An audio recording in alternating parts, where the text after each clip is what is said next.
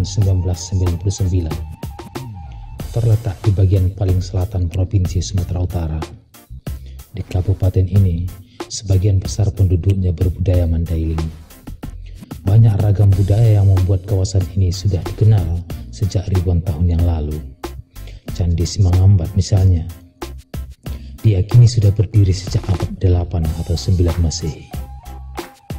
Kerajaan-kerajaan tertua di kawasan ini sampai sekarang masih ditemukan jejaknya berupa Bagas Kodang sebagai istana tradisional dalam budaya Mandailing Natal. Kawasan ini juga memiliki pemandangan alam yang indah dengan hutan tropis yang kaya dengan keanekaragaman hayati. Berbagai jenis flora dan fauna yang unik masih mudah ditemukan di Mandailing Natal.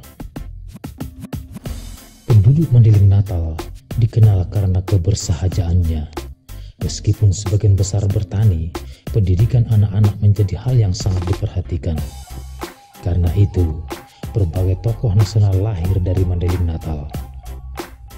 Sebutlah Jenderal Abdul Haris Nasution, Adam Malik, pelopor cerita anak M. Qasim, Mukhtar Lubis, dan lain-lain. Banyabungan adalah ibu kota Kabupaten Mandailing Natal. Selain sebagai pusat pemerintahan, juga menjadi pusat ekonomi. Di kota ini juga mudah ditemukan toge Banyabungan, kuliner khas Mandailing yang sudah dikenal beberapa generasi. Jadi, belum lengkap kunjungan Anda ke Mandailing Natal kalau belum mencicipi kuliner khas Mandailing ini. Toge Banyabungan sebagai kuliner khas Mandailing setidaknya sudah dikenal sejak beberapa generasi. Jangan membayangkan toge layaknya sayur yang kita kenal. Toge dalam konteks budaya Mandailing justru mengacu kepada kuliner yang mirip seperti kolak. Toge Banyabungan merupakan jajanan yang khas untuk buka puasa di Mandailing Natal. Pada awalnya hanya sebatas itu, tapi sekarang setiap hari jajanan ini mudah ditemukan di kota Banyabungan, bahkan di pedesaan lainnya. Bahkan jajanan ini juga bisa ditemukan di kabupaten tetangga lain dan tetap disebut sebagai toge Banyabungan. Rasanya yang adem dan khas membuat toge Banyabungan makin dikenal luas, apalagi setelah ditetapkan sebagai warisan budaya tak benda Indonesia pada bulan Agustus 2017. Kudapan ini yang membuat para perantau asal Mandailing kangen dengan toge Banyabungan. Pulang kampung tidak lengkap kalau belum mencicipi kembali kuliner ini. Apalagi kalau disebut toge Banyabungan buatan Taing Tumpat yang sudah dikenal sejak tahun 1940. Dijamin rasanya tetap terjaga.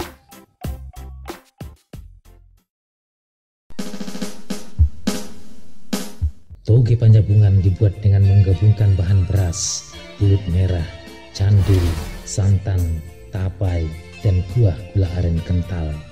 Nikmatnya sangat khas. Keunikan toge Banyabungan selintas hanya tampak pada sensasi rasanya, tapi bahan-bahan dan alat tradisional yang digunakan memiliki makna filosofi yang penting bagi orang Mandailing. Unsur pembentuk toge itu yang membuat makanan ini penting bagi masyarakat Mandailing.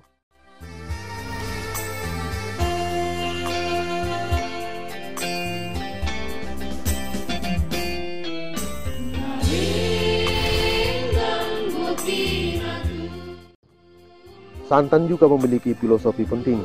Dalam prosesi mendiami rumah baru misalnya, didahului oleh makan santan bersama kerabat. Santan juga dibuat dari campuran tepung beras dengan gula merah. Santan memiliki makna sebagai pembawa kedamaian dalam kebudayaan Mandailing.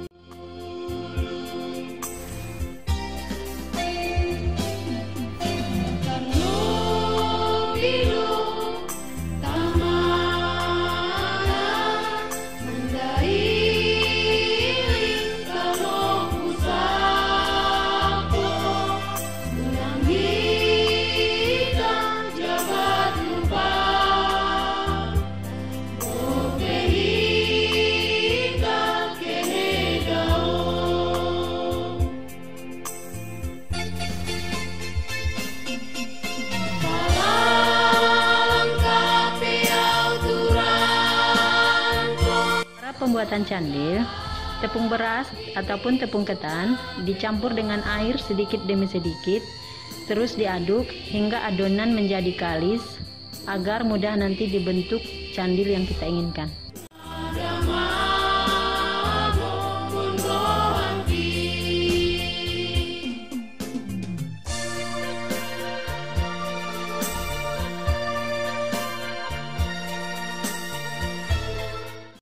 Lalu adonan dibentuk pakai tangan hingga berbentuk bulat sebesar kelereng.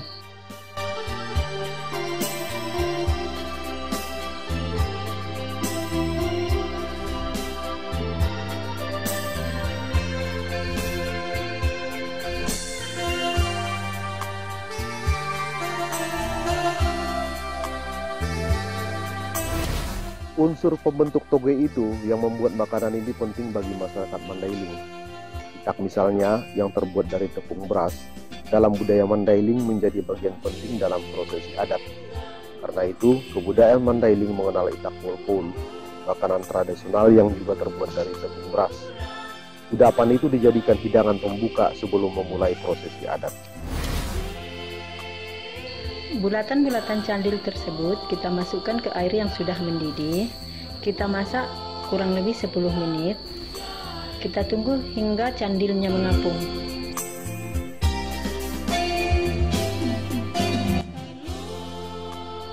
Kalau sudah mengapung, itu tandanya candilnya sudah matang.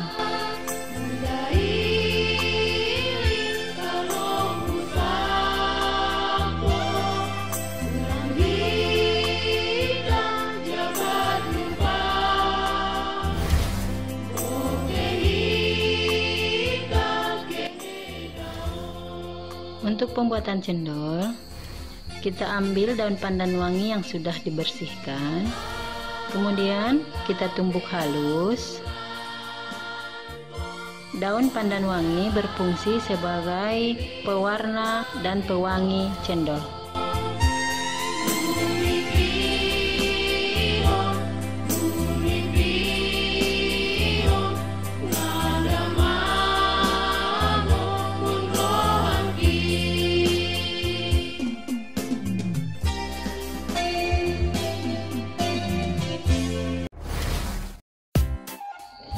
Air pandan wangi kita campurkan dengan tepung beras, terus kita aduk-aduk hingga merata.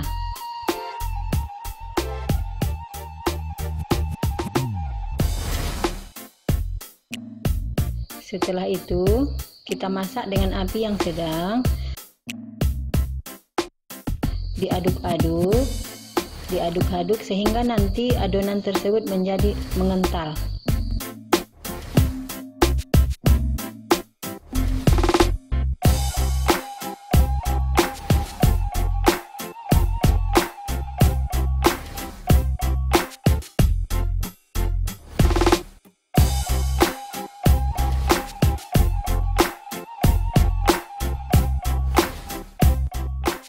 Setelah benar-benar mengental, kita ambil cetakan dan wadah yang berisi air dingin. Lalu kita masukkan adonan ke dalam cetakan. Kita tekan-tekan sehingga terbentuk cendol yang siap digunakan.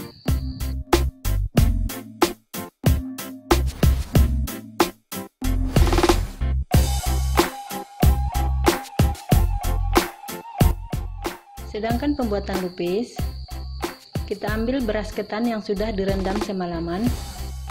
Kita bungkus dengan daun pisang berbentuk segitiga.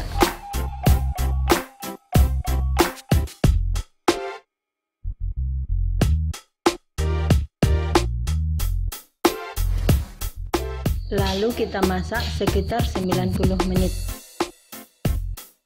Lupis siap disajikan.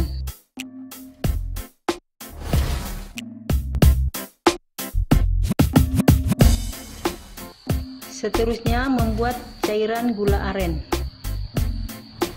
Gula aren kita iris, lalu dimasak dengan api sedang hingga benar-benar mencair.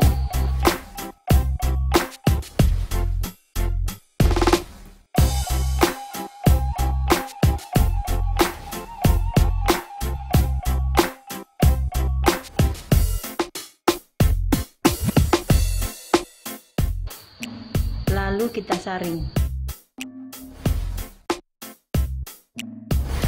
Gula merah yang dibuat dari sadapan pohon aren tentu juga memiliki fungsi penting. Atap Bagas Godang misalnya, istana tradisional Mandailing, terbuat dari ijuk dari pohon aren. Aren dalam legenda Mandailing juga dipercaya merupakan jelmaan dari putri raja yang amat bijaksana. Ragaman itu semua yang digabung menjadi toge penyambutan. Karena itu maknanya tidak sebatas kuliner biasa bagi kebudayaan Mandailing. Sekarang membuat tapai pulut hitam. Pulut kita cuci bersih, lalu kita masak sekitar 30 menit. Kemudian kita dinginkan. Pulut hitam ditaburi dengan ragi. Kemudian kita tutup dengan daun pisang. Kita biarkan 2-3 malam hingga benar-benar menjadi tapai. Beras pulut juga digunakan dalam prosesi adat pesta pernikahan misalnya. Beras pulut dimaknai sebagai lambang kekentalan hubungan kekerabatan. Beras pulut yang dimasak seperti lemang dan dibungkus dengan daun pisang menjadi kuliner yang wajib dalam prosesi musyawarah sebelum pesta pernikahan. Ragaman itu semua yang digabung menjadi toge penyambungan. Karena itu maknanya tidak sebatas kuliner biasa bagi kebudayaan Mandailing. Nah, sekarang toge penyambungan siap disajikan. Ada pulut hitam, candil, cendol, lupis, cairan santan, dan juga gula aren.